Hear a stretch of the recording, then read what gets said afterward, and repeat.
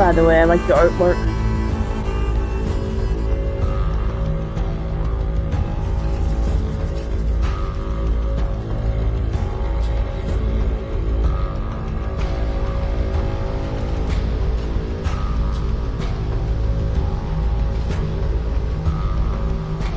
All right. Hopefully, this is going to work. Everybody hear me okay? Yep. Okay.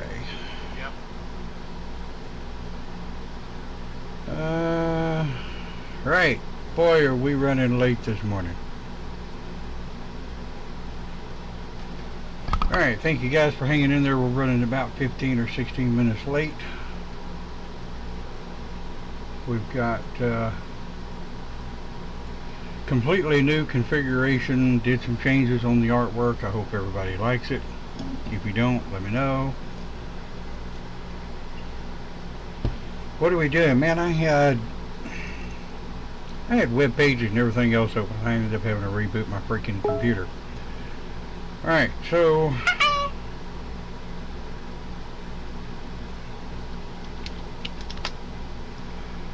Samhain, Samhain, what else?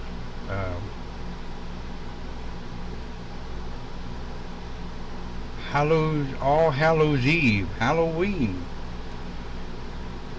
What do you call it? Hey, good morning.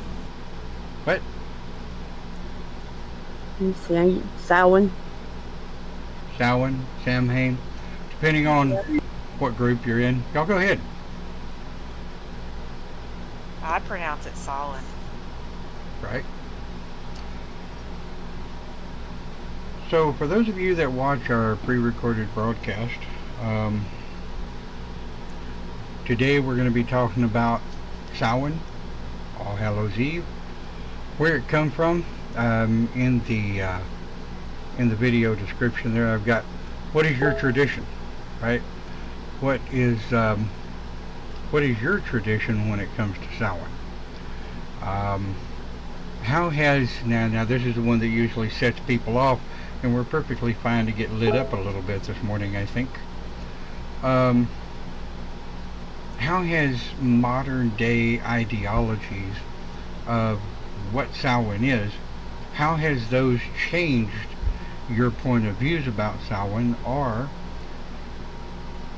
have you basically said to hell with modern day ideology and celebrated the original Samhain for what it is? I do the original one.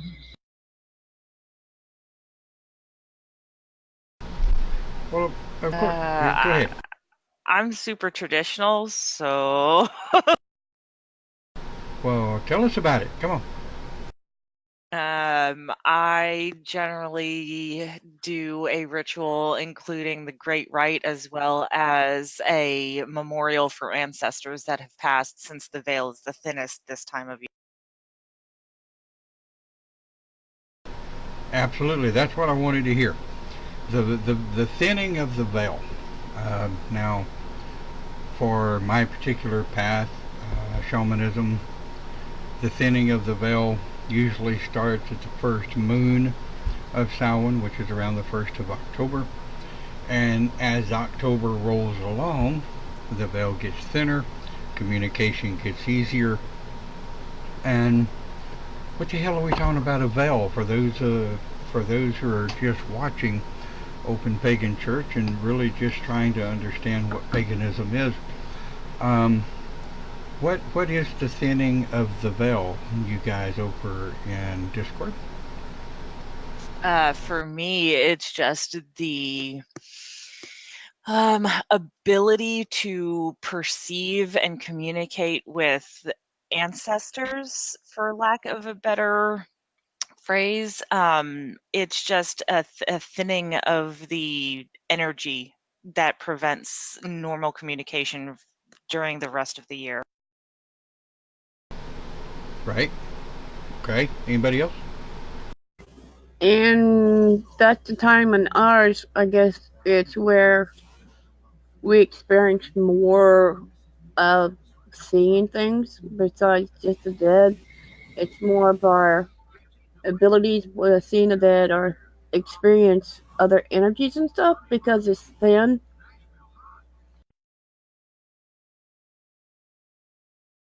And the interesting part of it is I've always found it rather fun when we talk about the Sabbaths, the ancient pagan holidays, where all of the mainstream modern day holidays came from, thanks to certain other entities.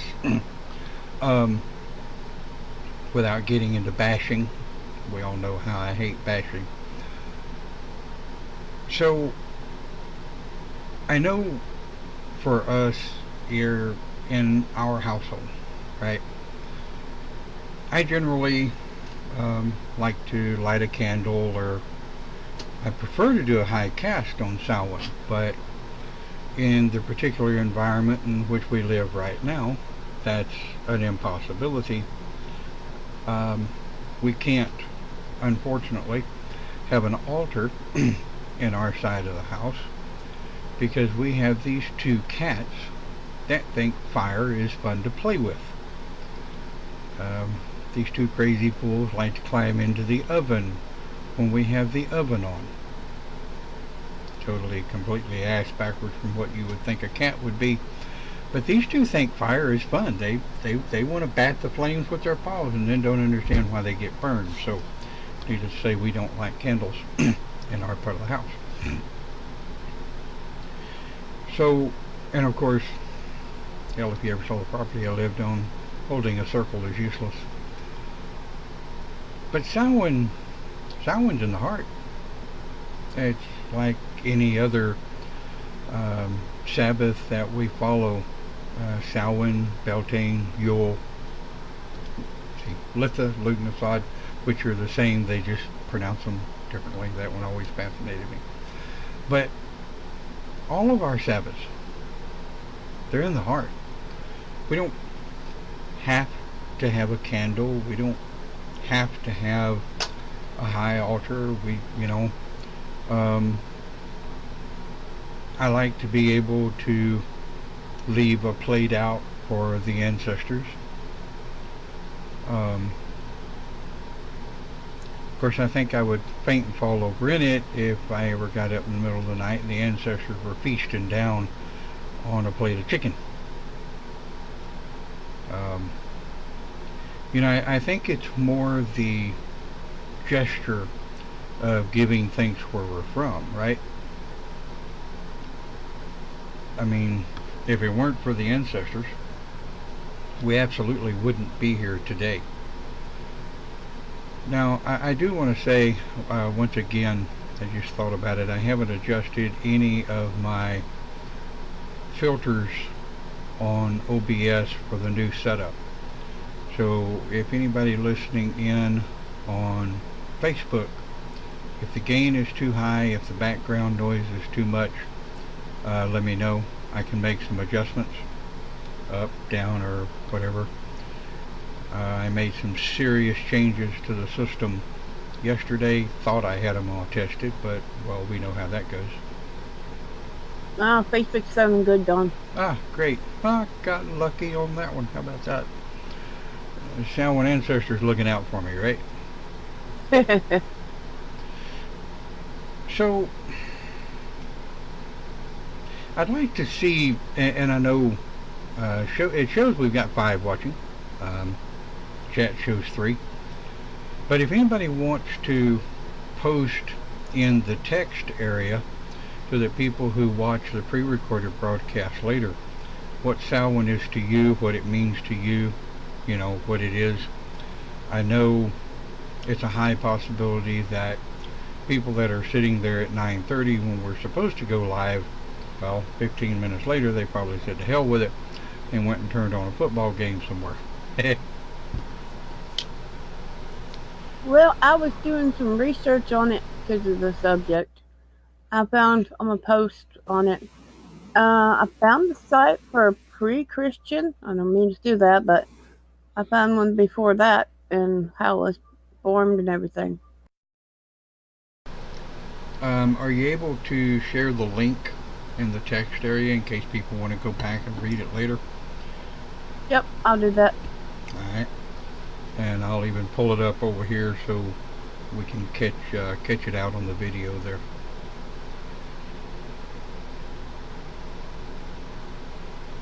You know, this is kind of sort of one of those short topics. I mean, how far can we go on Samhain?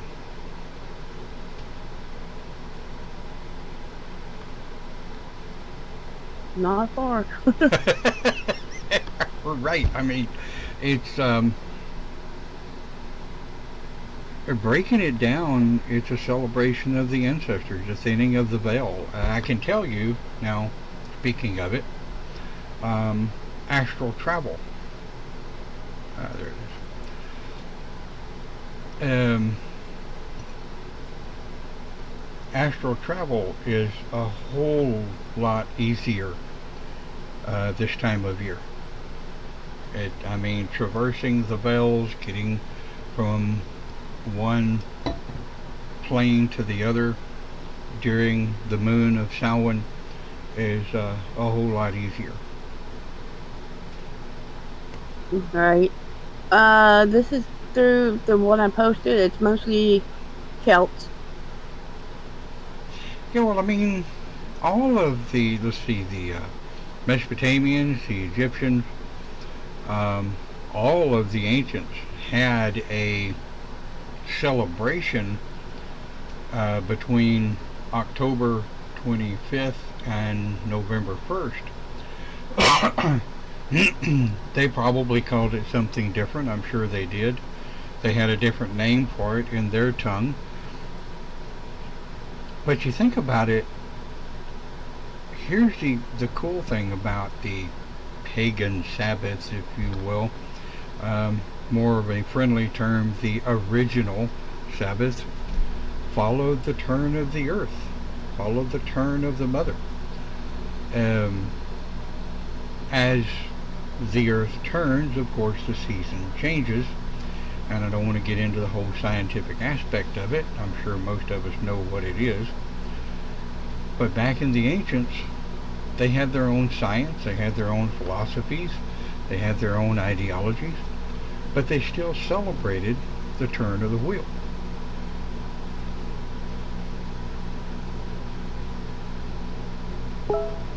This is a this is a good page. Thanks, Cindy. You're welcome. So yeah, we'll leave that posted on the chat. And in fact, when I post it on YouTube, I'll try to remember to put that link in the information field in YouTube, so it'll be there. So just in case anybody's wondering, we do cross post. Of course, we do the live broadcast here on Facebook just simply because it's easier. But we have archives on YouTube, Tumblr, Pinterest. Yeah, we've got a channel on Pinterest. TikTok. Yeah, we've started posting up on TikTok. I've actually been. Yeah. Go ahead. So TikTok is good. Yeah, I mean, I've actually been surprised at how many watchers and how many likes we're getting over on TikTok. It fascinates the hell out of me. Let's see. What else? Damn, we're going to have a short church this morning, or what? Oh, come on. No, I guess so. Wow, come on. Somebody find something to talk about that has to do with Samhain now. Come on. Okay, I got something on this page. Did you know jack-o'-lanterns was different? Yeah, they were originally turnips. Yeah, that's what it's like. They were not pumpkins, they were turnips. You know how big a turnip can be? Okay, so I didn't know that. Come on. Fill me in. Okay, let's see if I remember just off the top of my head, because I'm not looking at the website. This is all just memory at this point. Uh, Turnips were used, one, because they were easily carved better than pumpkins were. Pumpkins are actually tougher than turnips are when it comes to like carving them. Right. But you can stick them on sticks, and they were placed around a village to ward off evil spirits. Now, I don't remember exactly like the whole of it, but that's how I remember it when I did my research years ago. Another one is the jack-o'-lantern became a bitter as well as the man's name, Jack, well known dishonored drunk. Jack liked to play tricks on people in the local village, and as a usual drunk state, enjoyed playing many practical jokes on innocent victims. Hence the trick or treat. Where did that come from? One day Jack played a. I'm reading this off the page. One day Jack played a trick on the devil himself, in which he was somehow convinced Satan to climb up a tree. Jack then surrounded the tree with crosses, thus disabling the devil's power and trapping him. Jack made a deal with the devil he would release him, only he promised never to take a soul. So it came from Christian philosophy, then, Correct. because we all know the devil has absolutely jack all to do with paganism. In fact, pagans don't even believe in the devil. Right. But and actually, this does bring up a good point. There are a number of churches that have tried to boycott Halloween because they've decided to start calling it the devil's holiday. Now, of course, my bullshit meter goes clean off the scale, and I absolutely get a giggle out of it. Well, another thing is for trick or treating, it's based off the Christians' All Saints' Day. They would be dressed up in their costumes and stuff, going and asking for food. Because sewing, which means day to day. I mean, door to door, they'd be sewing for the saints. Yeah, and one of the things I remember from my studies, um, Britain and parts of America almost outlawed Halloween back in the 17, 18, and early 1900s. They pretty much did. I researched about that, and almost all of America, especially some states, they totally banned it. All right, Clint, you're going to have to turn yourself up, Bubba. We can't hear you. Better. There you go. Yeah, when I was researching, a lot of the states in the United States did ban it, like New England and Virginia and a few other places, because they thought it was devil worshipping kind of way. Okay, I like what Angela posted in the chat here. Um, the agricultural societies were very busy during the growing season, and the return of colder weather provided opportunities for kind of slowing down a little bit and gathering and telling stories. Oh yeah, man, let me tell you, when I was a kid, growing up on the farm and on the ranch, this time of year, sitting around telling ghost stories. Oh yeah. And I would also like to say that, yeah, a lot of this stuff is Christian, but most people don't realize that the older religions, and this is not in terms of Wicca, just the older religions were actually assimilated into the Christian culture so that they could get people who followed the older religions into church. They figured that if they could mimic the stuff that the older religions were doing, they could convert people to Christianity. Now, does anybody know who started that? I do. That I don't remember. The Council of Nicaea. When Yep. when the Roman Church was started, and all of the different heads of state of the Roman state would come together in Nicaea for what came to be known as the Councils of Nicaea. There were boatloads of them, lasted for a couple of hundred years. Um, I can say the Councils of Nicaea, a lot of the text is available on the internet. I used to have a bookmark to it, but boy, you want to talk about some of the most boring ass reading you ever read in your life.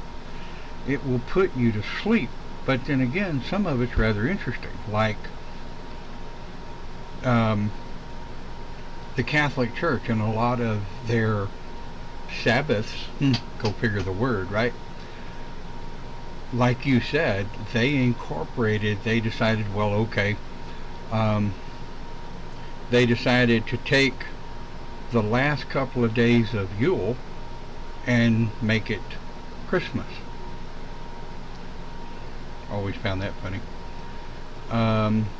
Samhain became Halloween. Anybody know where the word Halloween came from? That I don't remember.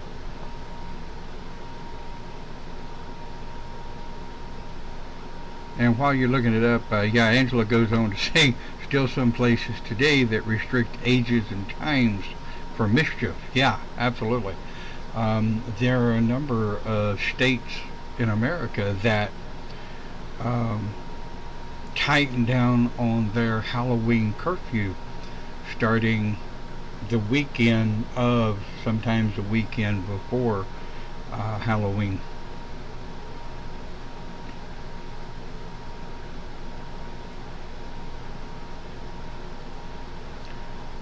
Yep, All Hallows Eve.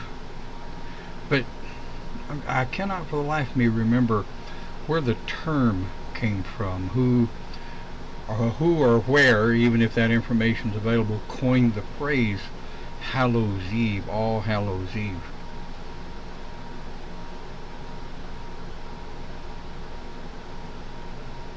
I, for some reason, I want to say it came from the later Celts, the Christian converted Celts, but I damned if I remember.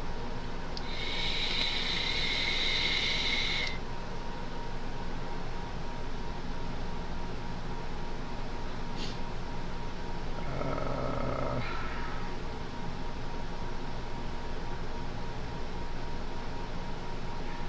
Teresa says some cities are trying to change the day of Halloween. Yep, they wanted to do it the last Saturday in the month.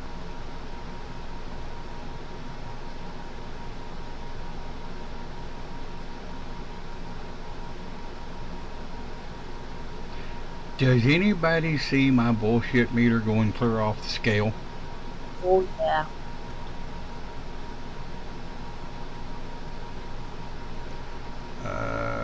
Angela says a Oh, here we counterpoint to go. all things. What? All Halloween. All Halloween. Well, doesn't say it. It was changed to that because they wanted to stamp out the pagan tradition and convert it to Christianity. So that's when they made up Old Halloween. Yeah, well, happy stomping, it didn't work. Nope, it didn't. Although it did. Although it really did work. Think about, and let's think about this, right? We know that Samhain is the thinning of the veil. We know that Samhain is giving thanks to the ancestors and, giving thanks to those who have passed before us. But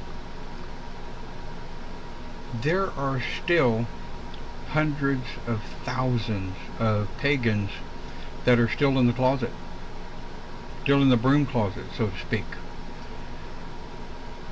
Even today in 2019, do you know that you can legally now, legally in America, not just Texas, but in America,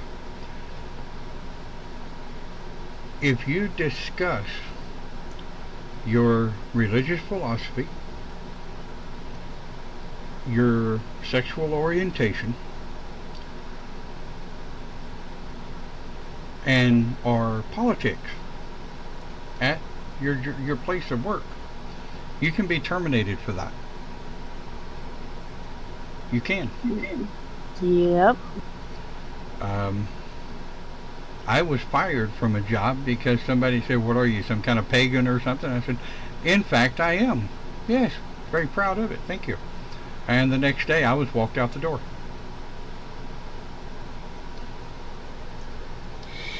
I remember that.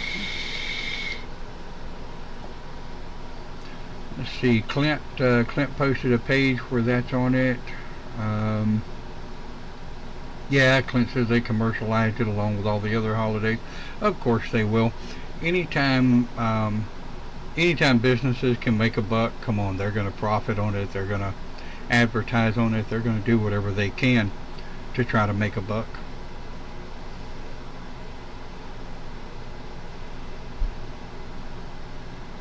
Angela says, go ahead. Well, on All Saints Day, All Saints Day, that's November 1st, it was dated back to 609 AD by the Pope. Well, that would make sense. Although you think about it too, I'm trying to remember, the councils of Nicaea started roughly,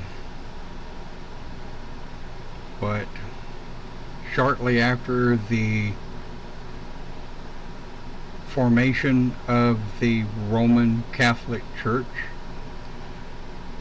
when the leaders of state, the heads of state, would meet in Nicaea and discuss things that needed to be changed in the church.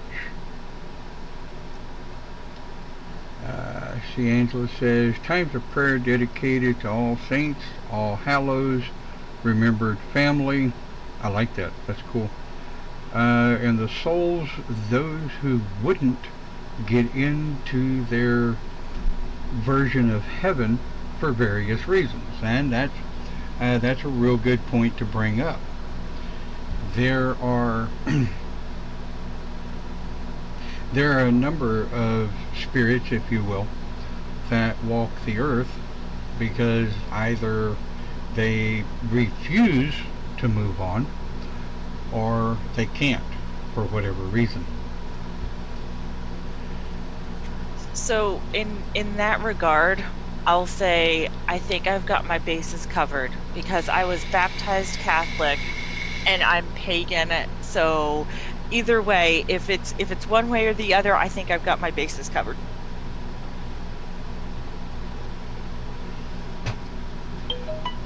Oh, okay. Don't slap me here, okay? But I'm going on semantics. Um, I thought the Catholic blessing wasn't called baptism. I thought it was called. Oh hell! I had the word. Baptism was done by the Baptist. Confirmation. That's it. Didn't the Catholics call theirs confirmation? Confirmation is when you go in front of the priest, confess all of your sins, and then you're able to do communion, which is with the bread and blood of the flesh and blood of Christ. There is a baptism in the Catholic religion, and they do it differently than the Baptist religion does. You don't get fully dunked in water. A priest trickles water over your forehead. Is that a christening? They think it's kinda, but it's still considered baptism, I believe.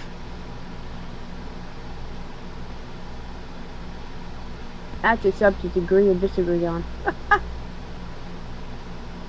Well, no. I'm actually was interested in hearing what the history of the Catholic was on that. I've spent some time talking to Catholic priests. Those of you that may have been around more or less from the beginning, I think it was 2002 or '03 when we did the paganising of my ex-stepson when he turned 16, and the Catholic priest was there because he wanted to see what it was. He was interested in learning about what the pagan philosophy was. I don't know if anybody remembers that. Oh, I do. But does anybody know that he actually lost his job as a Catholic priest because he did that? He did. Yep. He had to petition the Catholic Church to get his diocese back and get his job back with the Catholic Church. Morning, Sabrina. Glad you joined us. Baptism at birth, confirmation, formal welcome into the faith have to complete catechism. Catechism. Yeah, what you said. Sorry, I was raised Catholic. Oh, don't ever apologize. No, absolutely not. I have I ever said I'm glad I'm pagan? Yes, me too. I mean, okay. Wait. Okay. That would be a totally different subject at a later date. Fine. Oh, so We can talk about it. Sure. No, it'll take me down a road I generally don't like to go down in open pagan church.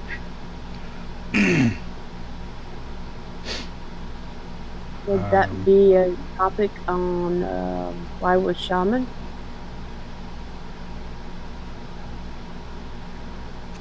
Or just plain why?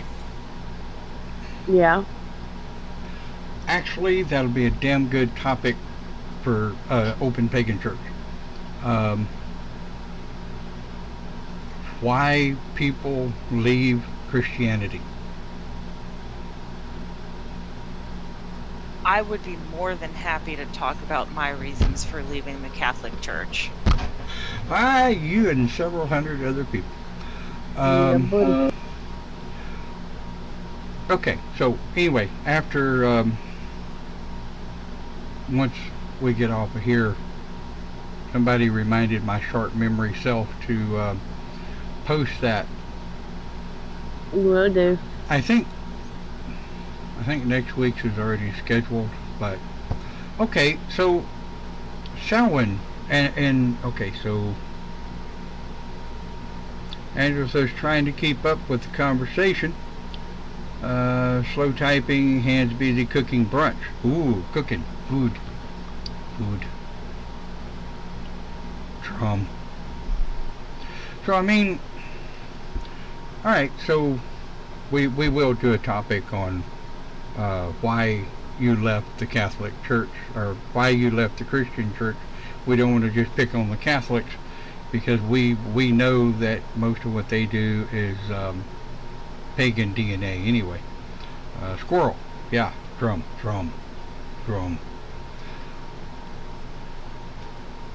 So anyway, yeah, I'm actually really glad we got the audio situation figured out. That's what I get for making a bunch of system changes and not testing video. That's my bad. But I do want to thank everybody for their patience, and we'll just kind of go ahead and wind down and get ready for Live with the Shaman. We do absolutely have a fun topic over in Live with the Shaman. So if you want to check it out, you're more than welcome. You don't have to be shaman to join. But I really do want to thank everybody for being here today, and you know, for kicking in. I mean, this is what it's all about. Open Pagan Church and House of Pagans is for, you know, sharing of wisdom. It's absolutely not about my way of doing things, right? So I will give you back the rest of your Sunday. The rest of you, I hope to actually see you over in Live with a Shaman. I think it's going to be a fun topic. So, hey, we'll see you there. Thanks for joining in. Good job.